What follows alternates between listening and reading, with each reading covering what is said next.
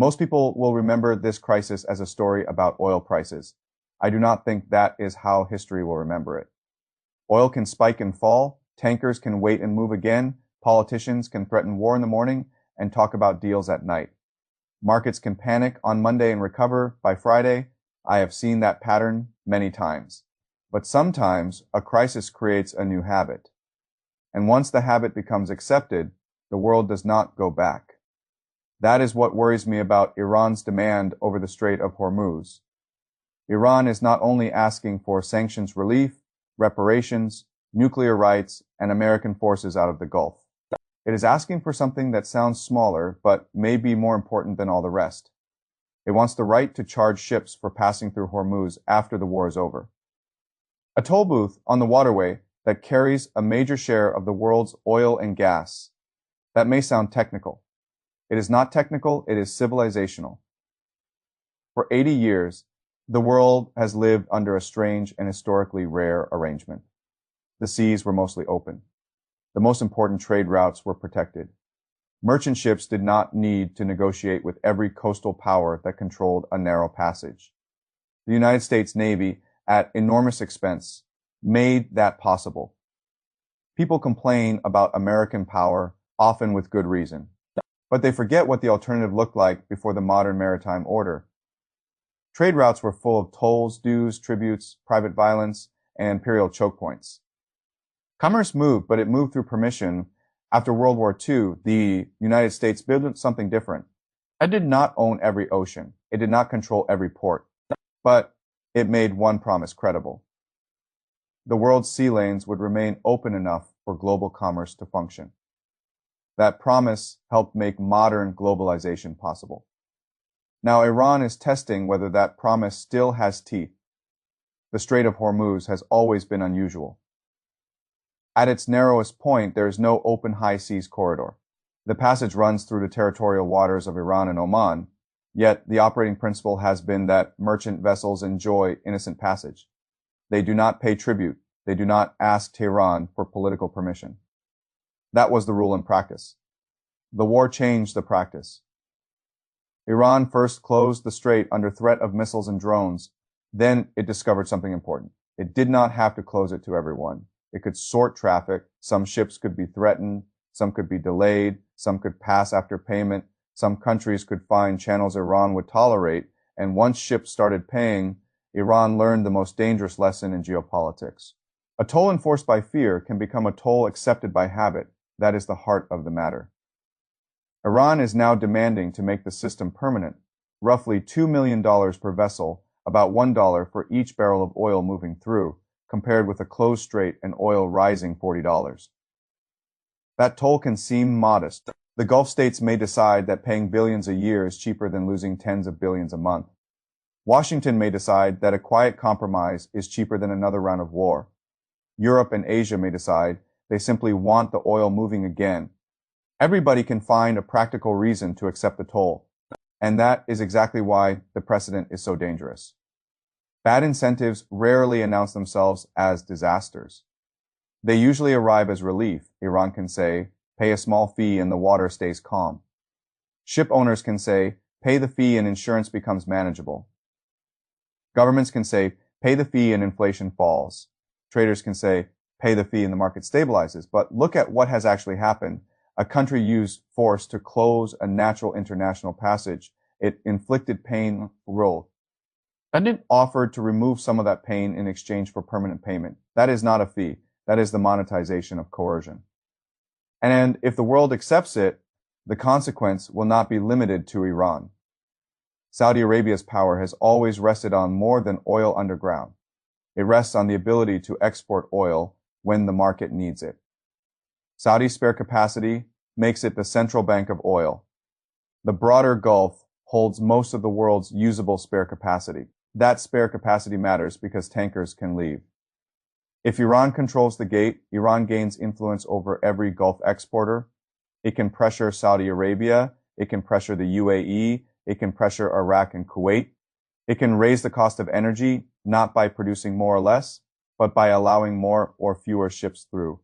It does not have to own the oil to influence the price. It only has to control the exit. That is why Hormuz is not just a shipping lane, it is the valve on the Gulf economy. If Tehran controls the valve, every state inside the Gulf must calculate differently. Every investor must calculate differently. Every importer in Asia must calculate differently. And every other country sitting near a maritime choke point will notice.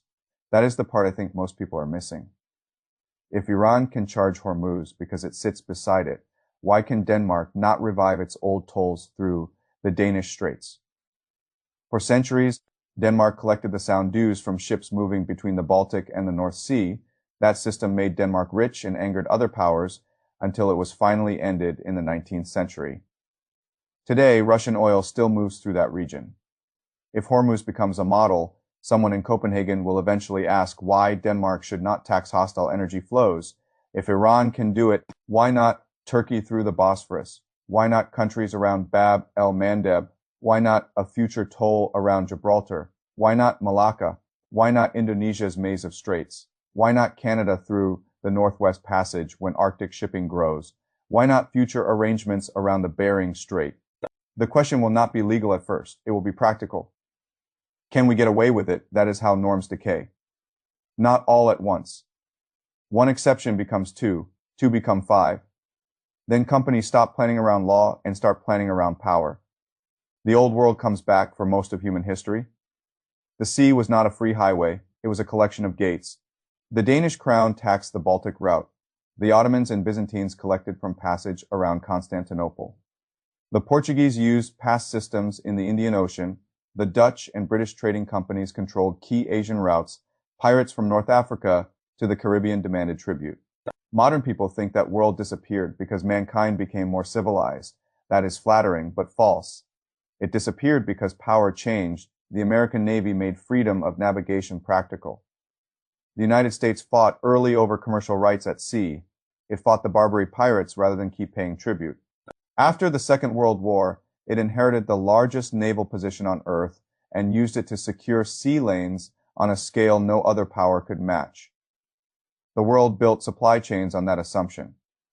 Japan did not need to control every route to its energy. Europe did not need to escort every tanker. China could grow by exporting through open seas protected by a navy it did not pay for. The Gulf states could sell into a global market. Poor countries could import food and fuel without first becoming naval powers. That system was imperfect, but it was also extremely productive if Hormuz becomes a paid political gate. We begin moving away from that system. Not overnight, not with fireworks. Slowly. Insurance costs rise, shipping contracts change, energy buyers seek political guarantees, coastal states begin studying old toll systems. Navies become more important. Trade routes become more politicized. Globalization becomes less automatic and more armed. And the great irony is that many people will applaud the first step because it lowers oil prices if the choice is between a closed Hormuz and a $1 toll. The $1 toll looks reasonable. If the choice is between recession and compromise, compromise looks wise. If the choice is between Russian windfall profits from high oil and a small Iranian fee that reopens shipping, some strategists in Washington may even think accepting the toll is clever. They may say, we can contain the precedent later. That sentence has destroyed many systems. You do not contain a precedent after rewarding it. You teach it. Iran would earn billions. It could call the money reconstruction. It could call it compensation for war damage. But money is fungible. A dollar that rebuilds one bridge frees another dollar for drones, missiles, proxies, or nuclear work. A toll booth in Hormuz would not simply fill a treasury. It would finance the same strategic machine that made the toll possible. That is why this is larger than accounting. The toll would tell every revisionist power that the post-war maritime order has become negotiable. The United States then faces a hard problem. If it refuses the toll, it may need to keep military pressure on Iran and risk a wider conflict. If it accepts the toll, it may reduce the crisis today while weakening the system that underwrites American influence itself. That is the trap. America can win the weak and lose the order. Iran understands this. It does not have to destroy the American Navy. It does not have to defeat America in the Gulf. It only has to prove that America no longer has the will or ability to enforce the old rule at the most important choke point in the energy market. Once that proof exists, everybody recalculates. Allies recalculate, rivals recalculate, shipping companies recalculate, insurance markets recalculate, small states with geographic leverage recalculate, great powers that have long resented American naval dominance recalculate. That is how hegemony declines, not always by invasion, not always by collapse, sometimes by concession that looks temporary, practical, and cheap. But in the long run, it is very expensive. If Iran's toll booth survives, Hormuz becomes a symbol. It says the common sea is no longer common when a strong enough local actor can impose pain. It says force can create revenue. It says international law bends when the economic alternative hurts enough. And once that idea spreads, the world grows poorer and more dangerous. Every toll adds cost. Every cost reduces trade. Every blocked route creates pressure for military protection. Every military protection creates risk of conflict.